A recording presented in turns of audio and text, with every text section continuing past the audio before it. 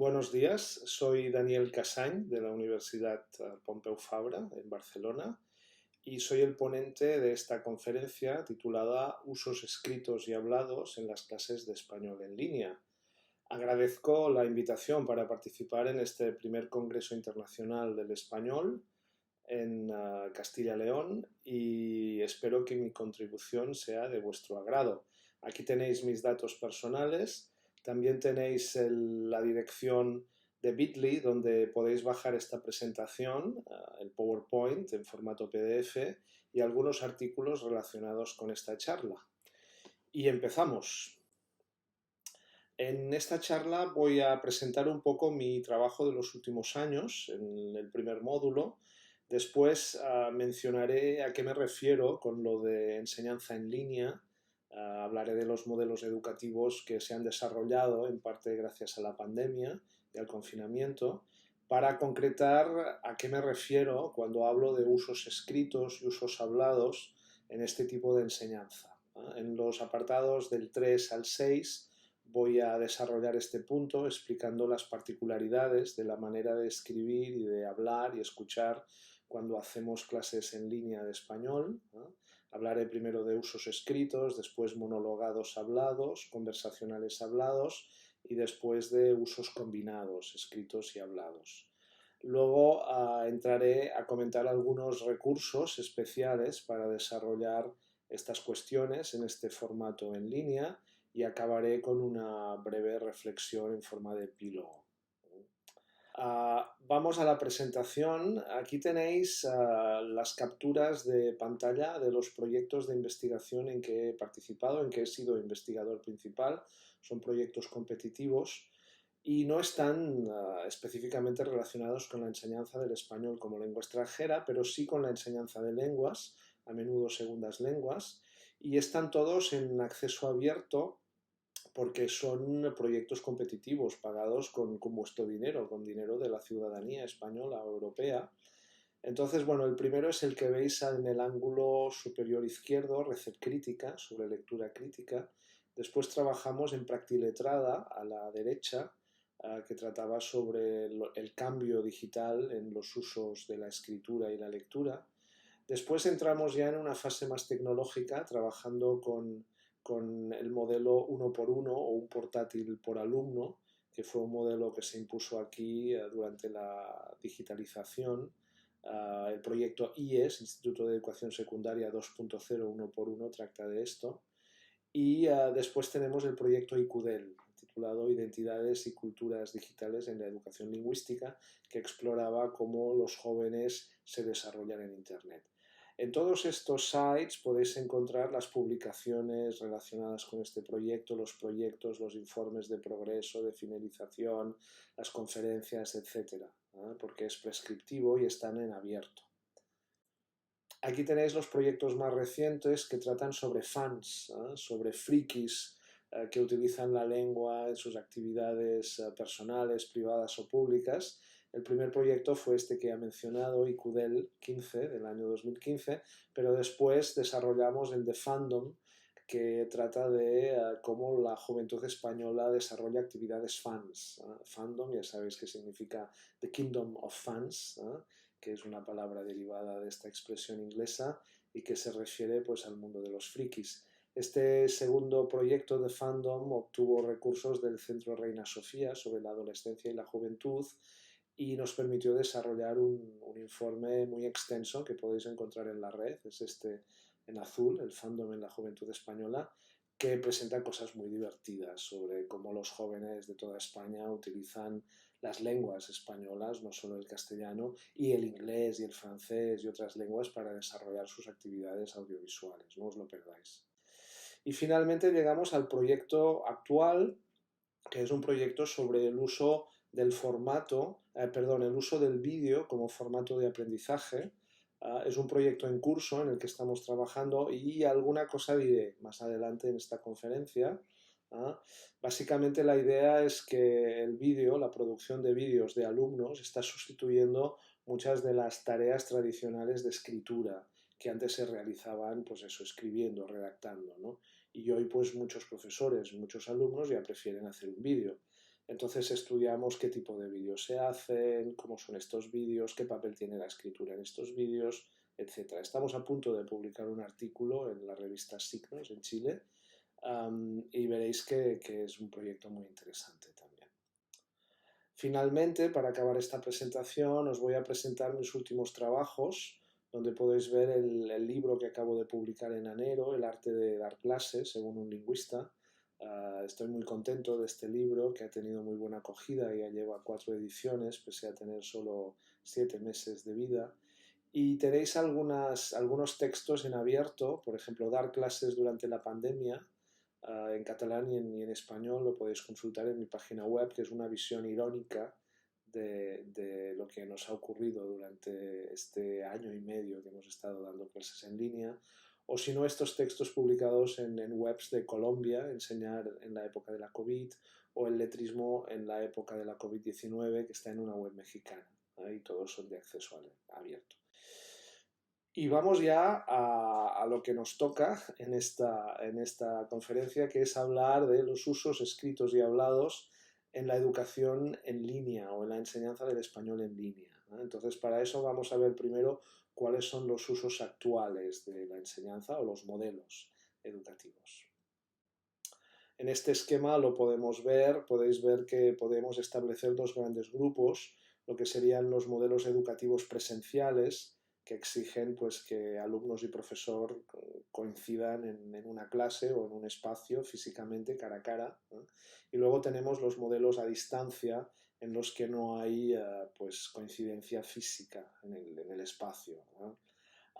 Dentro de los presenciales, bueno, pues encontraríamos el aula tradicional, y aquí situaríamos las escuelas oficiales de idiomas, por ejemplo, en España, o otros centros que tradicionalmente han enseñado de manera presencial. Aquí tenéis un centro de formación de adultos, Trinitat Vella, de Barcelona, que trabaja con personas adultas y entonces muchas veces poco acostumbradas a las nuevas tecnologías, y entonces utilizan más la situación cara a cara, ¿no? Cabe destacar que tradicionalmente en este modelo pues ya había una cosa tradicional que llamábamos deberes, ¿no?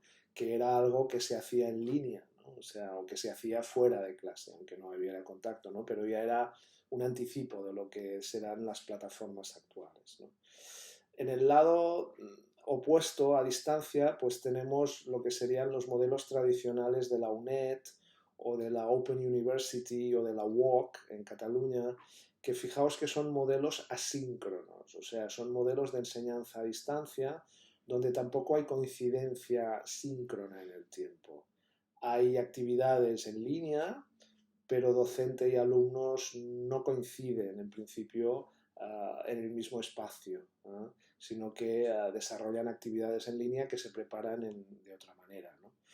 Tenemos el modelo asíncrono, el modelo síncrono, que es el que se ha desarrollado propiamente durante la pandemia, cuando de golpe y porrazo pues la educación se ha digitalizado, ¿no? O sea, se cerraban los centros un viernes y el lunes siguiente pues los docentes y los alumnos, tuvieran o no portátiles, estuvieran o no preparados, tuvieron que encontrarse en el mismo horario, con los mismos roles, con los mismos materiales, pero cada uno desde su casa porque estábamos confinados, ¿no?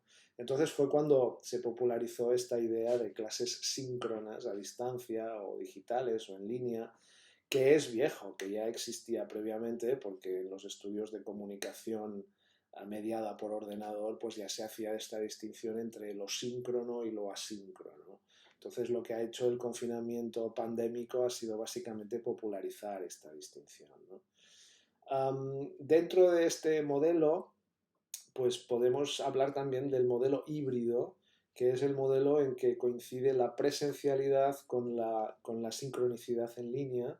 No sé si os fijáis en la fotografía que está en el centro, en la parte inferior de la diapositiva, donde veis una clase con 5 alumnos con la mascarilla, de modo que están en una clase presencial en la época de la pandemia, ¿no?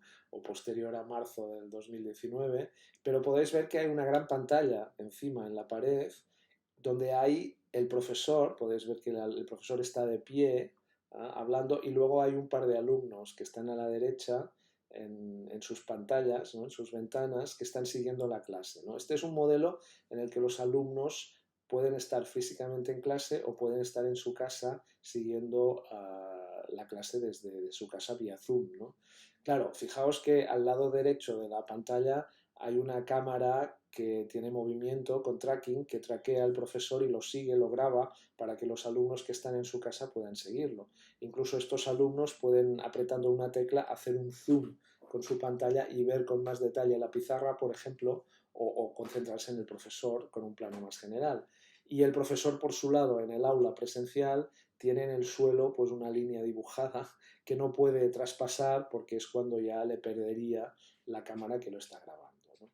Este es un modelo híbrido que se ha desarrollado en algunos centros más sofisticados, en concreto, por ejemplo, en el Barcelona School of Management, que es una unidad de mi universidad que trata de la formación continuada, pues bueno, con profesionales, con recursos, ¿no? Y entonces es un modelo, bueno, muy costoso y muy complejo tecnológicamente, porque imaginaos lo que es dar clase a una parte del alumnado allí físicamente presente y a otro que está en su casa en línea, ¿no? Entonces estos son los modelos que tenemos hoy en día encima de la mesa.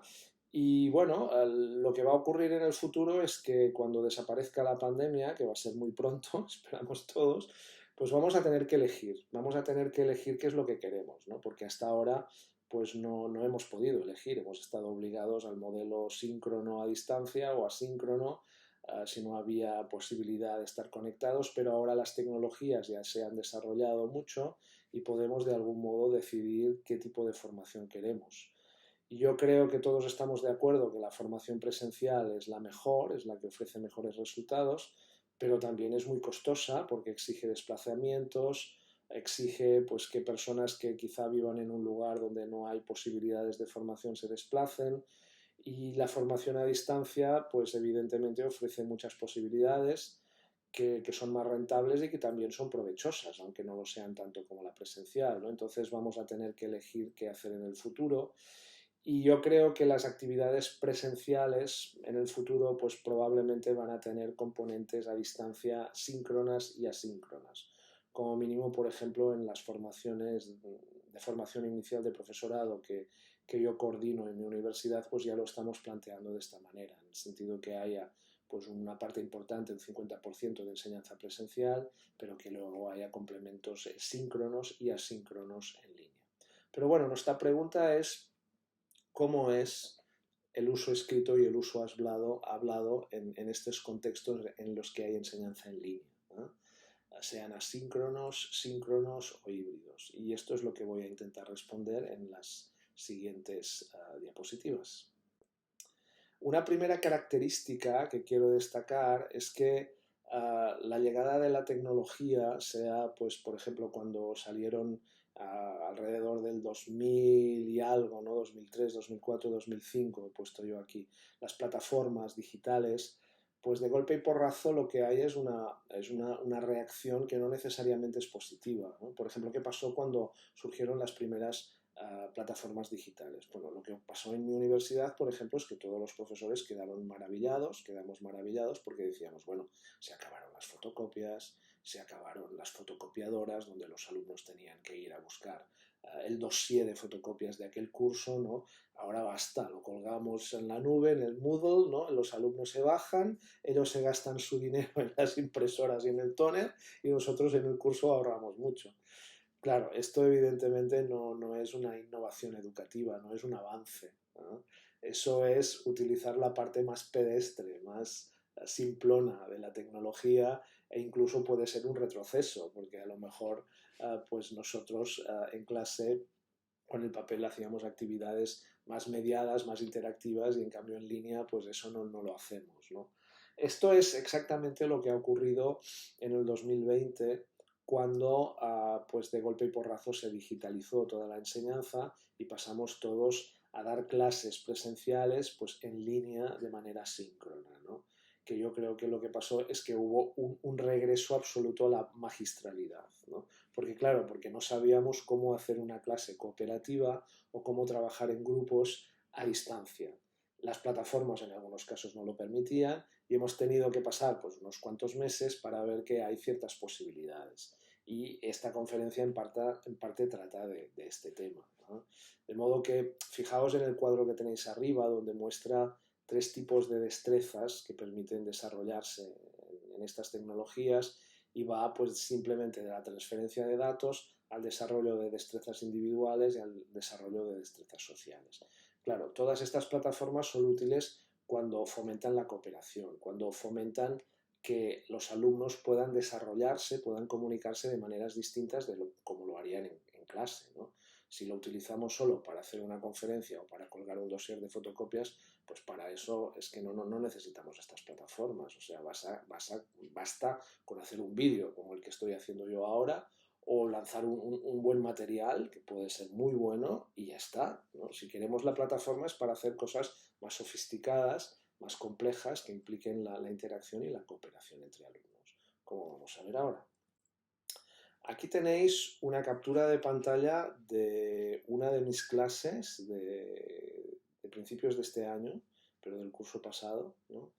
En el que, bueno, era una clase de máster, de formación de profesorado, y podéis ver la complejidad que tenía. O sea, era una clase, en este momento yo había dado unas instrucciones, se habían formado unos grupos que podéis ver marcados aquí en la columna negra, donde están los grupos. Los alumnos estaban trabajando con un cuadro sobre la adjetivación. Había algunas consultas por el chat. Los alumnos estaban hablando en pequeños grupos y antes yo había estado hablando, dando las instrucciones a todos, ¿no? Entonces podéis ver que cuando estamos dando una clase en línea nos encontramos con una amalgama de usos escritos y orales muy sofisticada y muy complementaria, que es lo que permite que la clase se desarrolle, ¿no? Entonces, esto es lo que vamos a ver a continuación.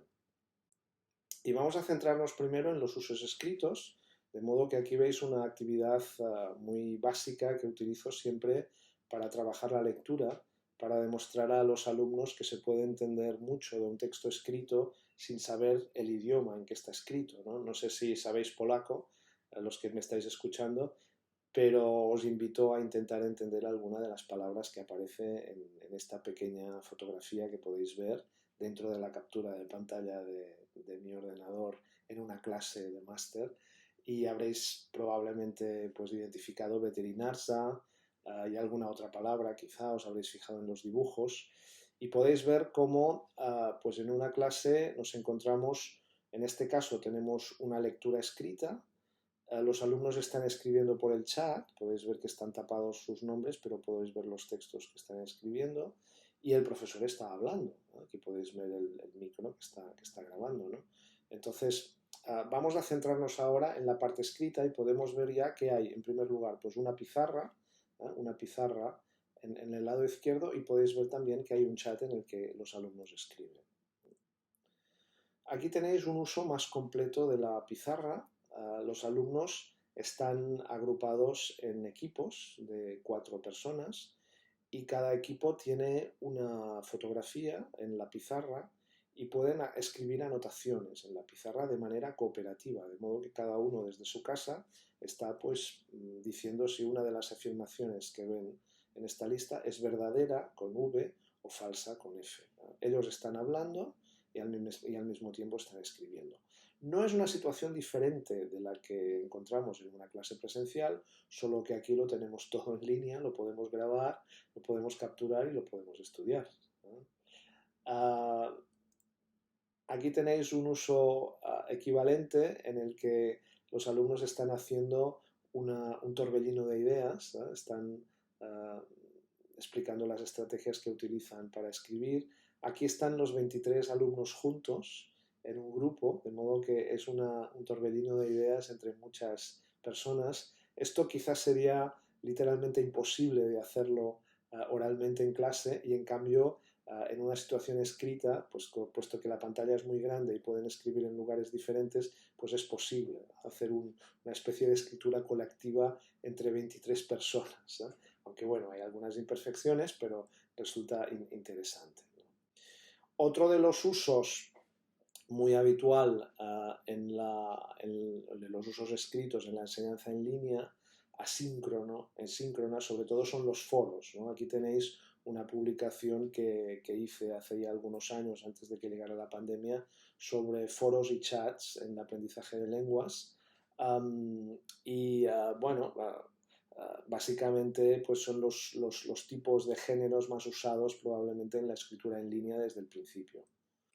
Aquí tenéis un ejemplo de foro, que es un ejemplo real de mi curso de formación en el que los alumnos tienen que leer artículos de investigación, tienen que elegir 9 artículos de un listado extenso de 30 sobre temas muy diversos, con enfoques muy diversos, y ellos tienen que escribir un pequeño comentario en un blog donde sus compañeros leen sus comentarios y replican a los comentarios, de modo que es una especie de club de lectura de artículos de investigación de manera asíncrona, en línea, en una red virtual, en un Moodle, en una plataforma virtual, ¿no? Y podéis ver pues como 3 alumnos distintos opinan sobre el artículo de Camareros a profesores de L de Alberto Bruzos Moro, ¿no? Y llegamos a probablemente el uso escrito más interesante de las clases en línea síncronas, que son los chats. O sea, los chats se pusieron muy de moda cuando empezó Internet, por los chats de Messenger, por los chats de IRC, por muchos chats distintos, porque probablemente fue la primera conexión síncrona que tuvimos, que no consumía muchos datos, que no exigía una gran conexión a Internet y que permitía comunicarnos con gente de todo el planeta, ¿no? Pero claro, en la medida en que empezó a desarrollarse Internet y se desarrollaron pues las conexiones más fuertes con audio y con vídeo, pues evidentemente el chat perdió interés, ¿no? Ha regresado un poco con la mensajería instantánea, WhatsApp, Telegram, pues tiene elementos interesantes de comunicación, pero no para un entorno formal. Pero eso depende de cómo lo miremos, porque ahora os voy a mostrar cómo puede desarrollarse una buena actividad de chat escrita en un curso a distancia. Antes, en esta transparencia, podéis ver pues, cómo los chats son muy útiles, por ejemplo, para dar instrucciones. Porque cuando tú estás en clase y tienes todos los alumnos delante, pues es muy fácil, por ejemplo, acercarte a un grupo, decirle algo al grupo en voz baja, de modo que no lo entienden los otros, o hablar en privado con un alumno. Pero claro, cuando estás con todos los alumnos en la plataforma y todos están allí, ¿cómo lo haces para enviar comunicaciones selectivas a cada uno o a cada grupo, ¿no? Y la respuesta es el chat, ¿no? O sea, las plataformas tienen distintos tipos de chat, tienen un chat individual, un chat de cada grupo, se han creado grupos, un chat del grupo clase con todos los alumnos y el profesor puede mandar mensajes a cada uno, ¿no? Entonces, bueno, el chat es instantáneo, hay que teclear rápido, tienes que tener preparados los mensajes, ¿no? Entonces, esto exige una preparación importante, pero es una herramienta muy útil si deseas, por ejemplo, hacer actividades cooperativas en una clase en línea, ¿no? Entonces, para dar instrucciones, para resolver dudas a un alumno, para ofrecer instrucciones precisas para todos de una tarea. Entonces, es un material que queda grabado, que permite ser consultado después, que puede ser privado si lo envías a individuos, ¿no? De modo que es interesante. Y aquí tenéis un chat, está en catalán porque es un ejemplo algo pretérito y entonces es una actividad en la que cada alumno está en su casa, es como una clase pero en línea síncrona, pero en chat, sin vídeo, ¿no? Entonces los alumnos leyeron un artículo, antes de empezar la conversación yo les pasé unas instrucciones, en las instrucciones les decía que era una conversación formal de aprendizaje, no es un chat cualquiera donde todos pueden hablar, no, solo se puede hablar cuando el profesor da permiso para responder lo que ha preguntado el profesor. El profesor además atribuye roles, ¿no? Por ejemplo, aquí tenéis la repartición de roles, ¿no? A uno le das el rol de, por ejemplo, de animador para que anime a los compañeros a hablar, a otro le das el rol de, por ejemplo, de informático para ayudar a los que tienen problemas, otro tiene que verificar que participe todo el mundo, etcétera, etcétera, ¿no? Y luego, pues, el profesor hace una pregunta y en un momento determinado dice, ahora, ¿no? Que es la palabra mágica, ¿no? Los alumnos tienen unos minutos para pensar la respuesta, pueden incluso empezar a escribir, pero solo en el momento que el profesor dice ahora es cuando pueden darle al clic y enviar su mensaje. Entonces aquí podéis ver, por ejemplo, que el profesor pregunta si estaban de acuerdo y que hicieran ok, y aquí todos los alumnos dicen ok, ok, ok, ok, ok. Lo veis aquí a la izquierda con este color naranja butano, todos en el mismo momento, a las 12:35. Y aquí podéis ver un ejemplo en el que, bueno, pues ya hay una pregunta y los alumnos tienen 2 minutos para pensar y luego en un momento determinado el profesor dice ahora, ¿no? Y es cuando los alumnos van respondiendo prácticamente simultáneamente con algunos minutos de diferencia y podéis ver cómo envían textos de 3, 4 líneas y esto les permite pues que puedan opinar todos y después todos podemos hacer una actividad de lectura de las respuestas de todos, de los compañeros, y verificar si coincidimos o no porque todos responden en línea. Claro, hay inconvenientes, hay que taclear rápido, algunos alumnos dicen que se sienten muy presionados, que no están acostumbrados a este tipo de actividad, pero normalmente la mayoría les gusta porque tienen mucha práctica en esto de enviar mensajes de WhatsApp. De modo que los chats son muy variados, como podéis ver en este esquema. Podemos distinguir los chats complementarios de tareas, donde la tarea es otra, pero el chat es como el lugar para dar instrucciones, ¿no?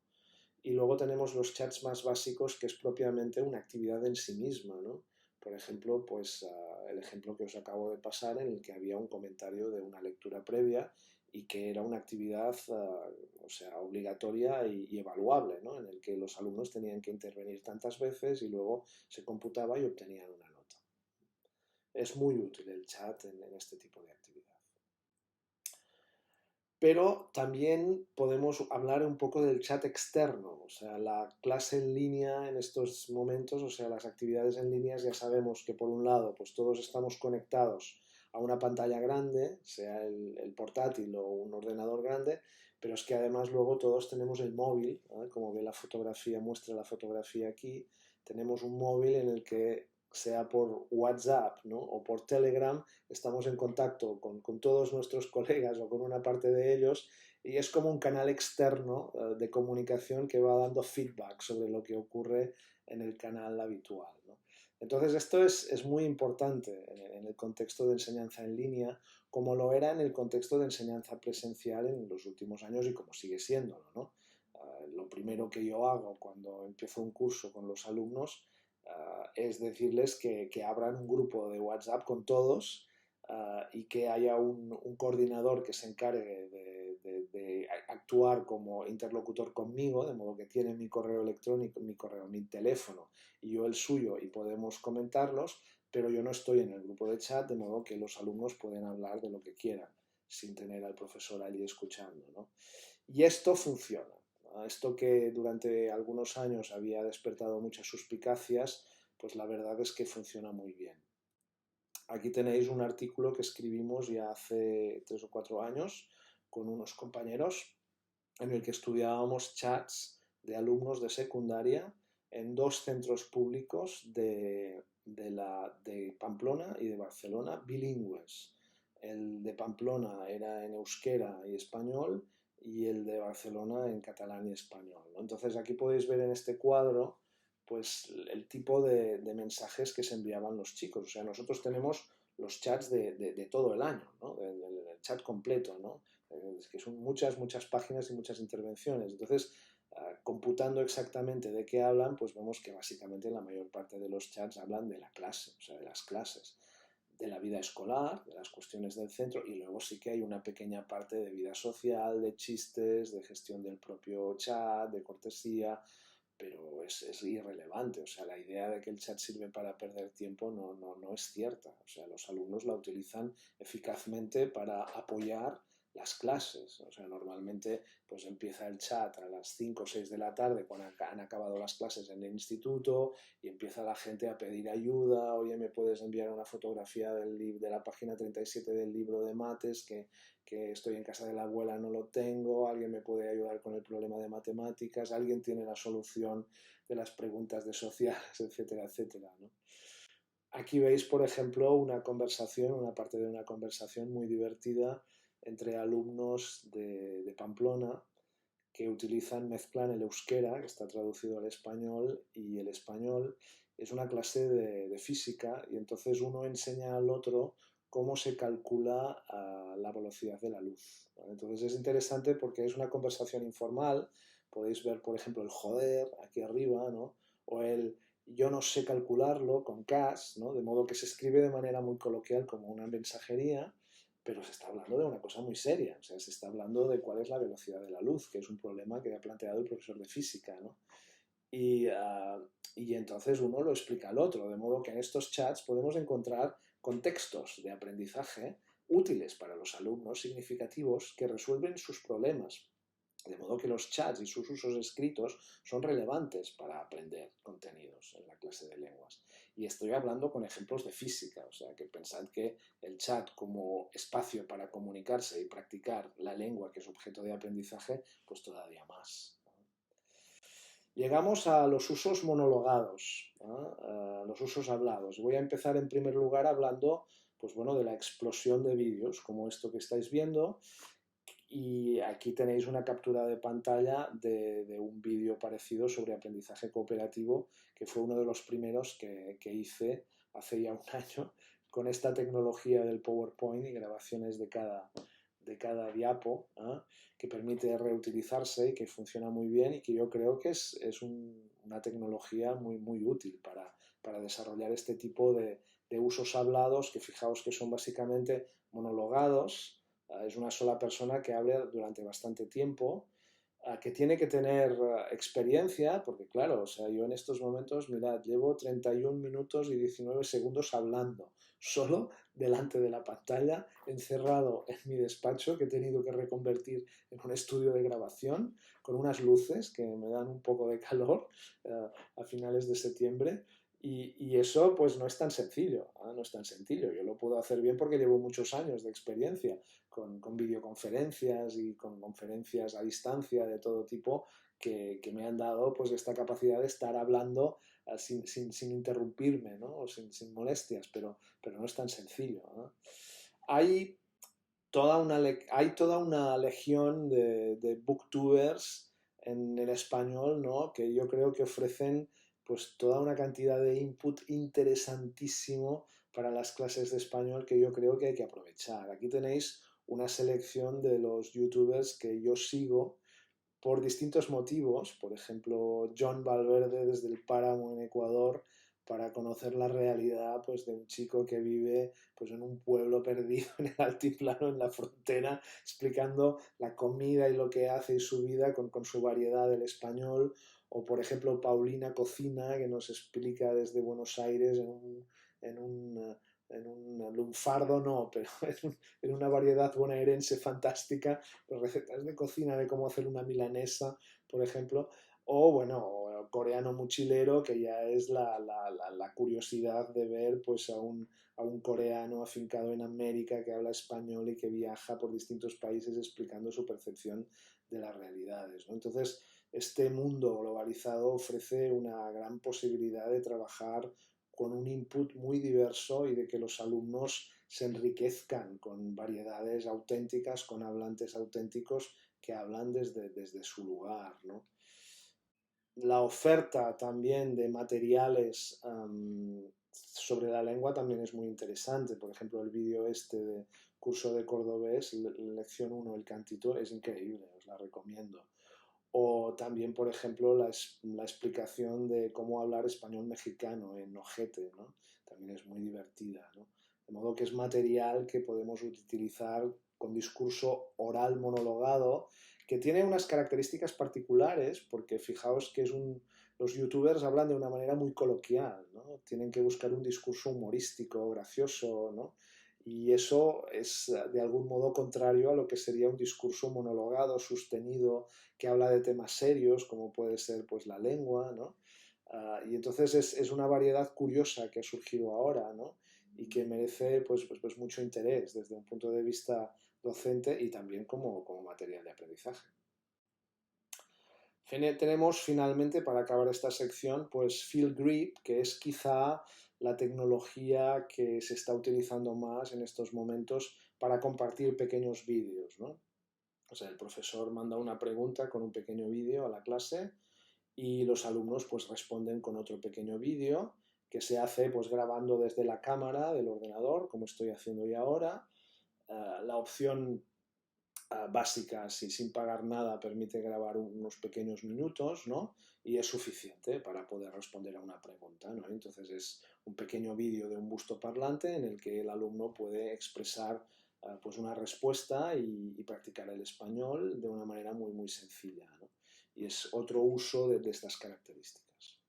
Vamos a hablar ahora ya de otro tipo de usos que son más conversacionales y vamos a empezar con el que sería el trabajo en grupo, ¿no? Imagino que todos habréis vivido en este confinamiento lamentable que hemos sufrido, pues la situación de estar dando clases o estar recibiendo clases y hacer trabajo en grupo y entonces encontrarte, como veis en esta captura de pantalla, pues con tres compañeros en los que tenéis que resolver una tarea y bueno, pues pones la cámara y empiezas a hablar y de algún modo es como un pequeño trabajo en grupo, ¿no? Cada uno está en su casa, a veces se superponen, se solapan las voces, a veces cae alguien, hay algunos problemas técnicos, hay que saber entrar y salir del grupo, o el profesor tiene que saber gestionarlo, ¿no? Tiene sus dificultades, pero funciona bastante bien, si tecnológicamente no falla nada, ¿no?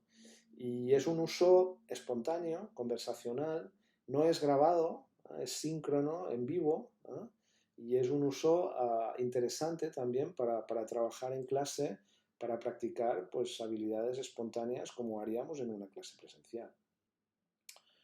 Vamos a ver ahora algunas tareas tradicionales que ya existían antes y que podemos desarrollarlas también en línea en estos formatos. Aquí tenéis, por ejemplo, un típico trabajo por parejas. Es probable que lo hayáis hecho en alguna clase de inglés, de francés, de italiano o de español como profesores, en el que, bueno, pues es el plano de los muebles de un comedor. Entonces el alumno A tiene unos muebles en algún lugar del comedor, el alumno B tiene otros y cada uno tiene que explicar lo que tiene y los dos tienen que completar el gráfico dibujándolo, ¿no? Claro, esto funciona muy bien en clase porque tú puedes ver, puedes repartir las fotocopias y hacer las parejas y que cada alumno no enseña al otro la fotografía que le ha tocado, la imagen que le ha tocado. A distancia, bueno, puedes tener algunas dudas, ¿no? Porque si los alumnos hacen una fotografía y la envían por WhatsApp al compañero, pues se acabó la actividad, evidentemente, ¿no? Pero bueno, hay que confiar en la honestidad de los alumnos y lo que sí que hay que pensar es que tienes que distribuir el material a distancia de manera selectiva, de modo que a los alumnos A tienes que enviarle la hoja A y el alumno B la hoja B. Y esto tienes que pensar cómo lo haces, si lo haces por el chat, si lo haces por correo electrónico, de manera que distribuyas correctamente la información. Pasa un poco igual con los dramas, ¿no? Los dramas que son estos tipos de ejercicio. Aquí tenéis unos en los que hay que decir una palabra o hay que hacer decir al compañero una palabra. La palabra, si estás en una situación cara a cara, pues lo que hacemos es pues que la escriben en un papelito y vas repartiendo los papelitos, ¿no? Pero claro, si estás en línea, pues la puedes enviar por el chat y funciona muy bien. Hay que organizarse bien como profesor, puede ser un poco estresante, como veremos, pero funciona muy bien. Y para acabar ya esta parte, podemos hablar de los números, ¿no? O sea, es que es una técnica del aprendizaje cooperativo que también funciona bastante bien en línea. La idea es que cuando tienes grupos de alumnos de 4 personas, a cada uno le das un número, 1, 2, 3, 4, y luego das instrucciones a cada número de lo que tiene que hacer, ¿no? Entonces aquí tenéis una tarea de expresión oral, de improvisación en la que hay que construir una historia. Entonces tú empiezas diciendo, había una vez dos gemelos africanos muy divertidos, tipi-top, vivían en la playa, en un pueblo de la costa atlántica, vivían en una cabaña muy humilde. Esto lo puedes tener escrito, por ejemplo, y lo copias y lo envías al chat para todos, ¿no?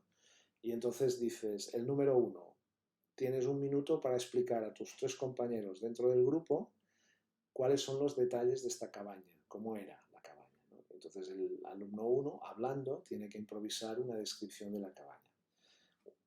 Cuando ha pasado un minuto y medio, cortas la actividad y envías la historia, la continuación de la historia por chat a los alumnos y luego pues las tareas el número 2, el número 3 y el número 4, ¿no? Y esta es una manera de organizar una actividad en línea, a distancia, en la que los alumnos hablan un minuto con sus 3 compañeros de una misma historia, por ejemplo, ¿no? De modo que esto es algo complejo técnicamente, pero se puede resolver muy bien. Y sería un uso ya pues oral, conversacional, pero muy pautado, con pautas escritas, ya nos acerca a lo que son los usos combinados escritos y hablados, que son los que vamos a tratar en esta sección, los usos combinados escritos y hablados. Y aquí veis un fotograma de una telenovela china y podéis ver Danmu o Danmaku sobrescritos en el fotograma, que son mensajes escritos que han enviado desde su teléfono móvil, desde su terminal, a los seguidores de esta serie y que se publican en el fotograma y que se deslizan de derecha a izquierda, como si fuera una cortina de balas, que es lo que significa Dammu o Dhammaku, ¿no? Y entonces los fanáticos que envían estos mensajes juegan con esto y pueden llegar, por ejemplo, a hacer este juego en verde que simula un sombrero, y que en la cultura china significa que este personaje es cornudo, ¿no? O ha sido víctima de un adulterio, ¿no? Y entonces eso es un juego que utilizan pues, los seguidores fans de este tipo de tecnología. Bueno, no ha llegado aquí a España todavía, pero vamos a ver otros usos. Probablemente uno de los más practicados o conocidos es la subtitulación. Y aquí tenéis, por ejemplo, un fotograma de física o química, la serie ya antigua ambientada en un instituto de Madrid, en el que podéis ver la subtitulación que hizo un grupo de fansubers chinos y la traducción al chino del subtítulo, ¿no? Lo hicieron gratuitamente como una práctica para fomentar el conocimiento de esta serie en China, y es un ejemplo también de cómo algunas personas utilizan estas tecnologías para aprender español, con usos hablados, ¿no? El discurso hablado de la serie con los actores, la subtitulación que hacen los fansubers chinos y la traducción al chino. Aquí tenéis un uso más convencional, que sería pues un cuento de Agustín Monterroso que pues el profesor proyecta en la pantalla con unas preguntas intercaladas y que los alumnos tienen que responder hablando, ¿no? En este caso pues es una utilización parecida a una clase, pero cada uno en su casa, en línea. Tienen que ser preguntas cortas, porque si tienen que hablar mucho, entonces se pierde mucho tiempo. Y al ser, perdón, preguntas cortas, no, respuestas cortas, ¿no? Las preguntas también son cortas, pero sobre todo las respuestas tienen que ser de una palabra o de dos o de tres, una expresión corta, que permite que los alumnos espontáneamente la digan, y si se superpone algo no pasa nada, ¿vale? Porque más o menos la mayor parte de las intervenciones se entienden, ¿no? Y es un ejemplo de cómo se puede hacer pues, un uso combinado escrito, hablado en una actividad de comentario en línea. Vamos ya acabando y vamos a hablar de algunos recursos que se pueden utilizar para trabajar con todos estos usos escritos y orales. Y aquí os he puesto pues, un ejemplo, podríamos decir, en negativo, porque se trata de un recurso que bueno, está copiado, está adaptado de las fichas de dominó. Vosotros sabéis cómo funciona el juego del dominó, ¿no? En el que juegan pues, distintas personas, habitualmente cuatro, y bueno, pues se reparten las fichas y tienen que tirar, cada tirada implica dejar una ficha, ¿no? Entonces esta idea se ha utilizado mucho para trabajar la conversación, para ayudar a los alumnos a respetar los turnos y a tomar conciencia de la intervención que tú tienes en una conversación, en un trabajo en equipo, ¿no? Y se hace con estos papelitos que veis arriba, con esta columna donde podéis ver que hay funciones lingüísticas. Hago una pregunta, respondo a una pregunta, hago una sugerencia, respondo a una sugerencia. Entonces esto se recorta, ¿no? Se recorta, cada alumno tiene un papelito de estos con los recortables, y entonces el profesor les da un tema, ¿no? Vamos a hablar sobre, no sé, ventajas e inconvenientes de ir a la playa, ¿no? De comer patatas chips, ¿no? Y el alumno, cada grupo tiene que hacer una conversación, y cada alumno cuando habla tiene que depositar pues una de las fichas, que es uno de estos papelitos, ¿no? Entonces esta idea, que es buenísima, que viene del aprendizaje cooperativo y que funciona muy bien en las clases presenciales, claro, ¿cómo la adaptas en línea, ¿no? ¿Cómo lo puedes hacer si estás dando una clase en línea, ¿no? Entonces, no es tan fácil, ¿no? No es tan fácil, porque la gracia cuando lo haces presencialmente es que todos pueden ver la ficha que deposita cada uno, ¿no? Entonces esto si cada uno está en su casa es muy difícil, ¿no? Sí que puedes mostrar el papelito en la cámara, ¿no? Para que el resto lo vean, pero es mucho más artificioso, ¿no? De modo que este sería un ejemplo de cómo, pues en línea tenemos algunas limitaciones para desarrollar, pues algunas de las actividades que, que hacíamos tradicionalmente en las clases virtuales, ¿no? Pero bueno, vamos a ver algunos recursos, unos pocos recursos que son interesantes. Entonces aquí tenéis un recurso para trabajar la escritura, que sería las buenas prácticas de uso de Wikipedia en la universidad. Es un trabajo de investigación desarrollado en la Universitat Oberta de Cataluña y hace algunos años, hace 5 o 6 años, y que está libre en la red. Creo que lo he dejado también en la nube con los materiales de este curso, de modo que podréis consultarlo. Y bueno, encontraréis pues muchas ideas para utilizar Wikipedia como fuente de conocimiento escrito, como práctica, como contexto para producir material también de los alumnos, y yo creo que es un aspecto interesante, ¿no? El ejemplo tópico sería pues pedir a los alumnos que están estudiando español pues en algún país de del extranjero, pues que consulten en Wikipedia en español qué información hay del lugar donde viven, de la cultura, de la gastronomía, de las tradiciones donde viven. Entonces probablemente hay muy poco, ¿no? Si es un país pues alejado o no muy popular, y entonces es un contexto para poder escribir textos en español de temas que conocen. Aquí tenéis Visia en concreto, pero bueno, hay muchos otros recursos como Edpuzzle, Educanon, HapYak, Bloop, que básicamente es una tecnología, yo creo que reciente, que permite introducir preguntas o algún tipo de interacción en los vídeos, ¿no? Como decía en la presentación, el vídeo es claramente un formato de futuro y de presente. O sea, con la popularización de los móviles y de sus funciones para poder grabar, pues resulta que podemos pedir a los alumnos que graben pequeños vídeos de ellos mismos hablando, y podemos utilizar nosotros vídeos de otro tipo para tareas de visualización de vídeos y de comprensión. Y entonces una de las limitaciones del vídeo es que, claro, es muy receptivo, puede llegar a ser muy pasivo, y la idea de introducir preguntas que vayan cortando pequeños fragmentos de vídeo yo creo que es interesante, ¿no? Y estas tecnologías permiten hacerlo. Aquí tenéis un último recurso que a mí me gusta mucho, que es Clipflare. Clipflare es un proyecto de investigación de varias universidades europeas, donde también estamos nosotros, la UPF, y es un sistema para aprender lenguas a partir de la subtitulación, el doblaje y la anotación de pequeños clips audiovisuales de películas famosas, de reportajes, de dibujos animados.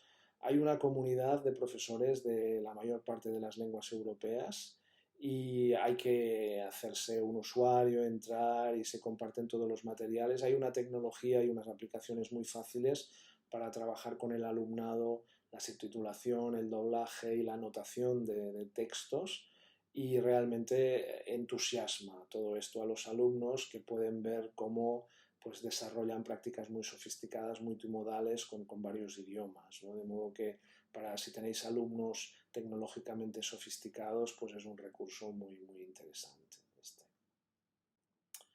Y llegamos ya al epílogo, después de este recorrido rápido de casi 50 minutos por los usos escritos y hablados, monologados y conversacionales de las clases en línea, y vamos con algunas ideas básicas. La primera sería que la enseñanza en línea crea nuevos contextos para usar el habla y la escritura que son interesantes. Son contextos sofisticados, pueden ser solos, escritos o hablados, o la mayor parte de las veces son combinados, ¿no? Y crean un conjunto de situaciones que son muy interesantes para aprender español, que permiten compartir la responsabilidad de la tarea, que permiten trabajar en grupo, que exigen cierto nivel de sofisticación y de planificación, pero que yo creo que se puede desarrollar bien con cierta práctica y previsión, ¿no? Realmente se acomodan a las características de cada perfil. Pueden, como dice la idea 2 y en parte la 3, también acceder a puedes acceder a usuarios muy distintos en función de si les interesa más la lengua escrita, la lengua oral, trabajar la recepción o la producción. Y una idea que me parece muy importante es que realmente hasta ahora, bueno, pues hemos hecho un salto importante en dominio tecnológico y en experiencia en este tipo de clases. La mayoría, algunos pocos quizá ya tenían experiencia antes de la pandemia porque trabajaban en estos contextos o habían estudiado en estos contextos, pero yo creo que la mayoría pues lo hemos aprendido ahora, ¿no? Con la pandemia, ¿no? Y hemos visto pues las ventajas y los inconvenientes que tiene esto, ¿no? Entonces hemos visto que realmente pues se pueden dar clases en línea y los alumnos aprenden, pero también hemos visto que claro que es más lento, que es más complejo, que tienes que tener un buen espacio en casa o en tu despacho para poder hacerlo, para que no te molesten pues la familia, los compañeros, para estar en el momento adecuado allí, una buena conexión, etcétera, etcétera, ¿no? Pero bueno, cuando acabe la pandemia no habrá esta limitación y podremos decidir libremente qué es lo que queremos, ¿no? Y entonces será cuando yo creo que tendremos que valorar qué nos aporta la presencialidad, qué nos aporta la virtualidad sincrónica y qué nos aporta la enseñanza asincrónica, ¿no? Por ejemplo, este vídeo es asíncrono, ¿no? O sea, yo lo estoy haciendo un día en mi casa y vosotros lo veréis lo estáis viendo dentro de unas semanas. Y es un vídeo que yo creo que explica muy bien lo que yo pienso o el contenido que he expuesto, ¿no? Y es un material valioso para aprender, uh, que no exige que nos encontremos todos en un lugar en la misma fecha, con todos los costes de tiempo y económicos que supone, ¿no? Pero por otro lado, claro, vosotros no vais a poder hacerme preguntas, no vais a poder ver cómo me muevo, cómo hablo con vosotros. Probablemente si estuviéramos compartiendo un mismo espacio, pues hubiéramos hecho esta actividad de otra manera, ¿no? Entonces tiene sus limitaciones, ¿no? Pero bueno, habrá que medir qué es lo que queremos en cada contexto.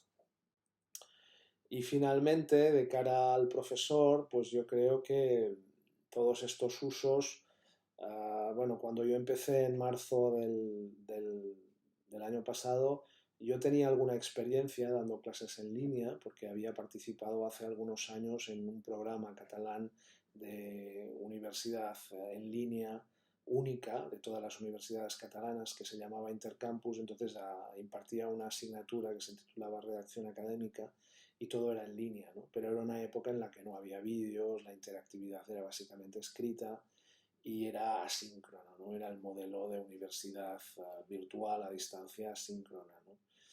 Pero claro, en marzo del año pasado, cuando de golpe y porrazo me encontré que tenía que dar clases en línea con mis estudiantes, pues para mí fue un shock, como para todos, ¿no?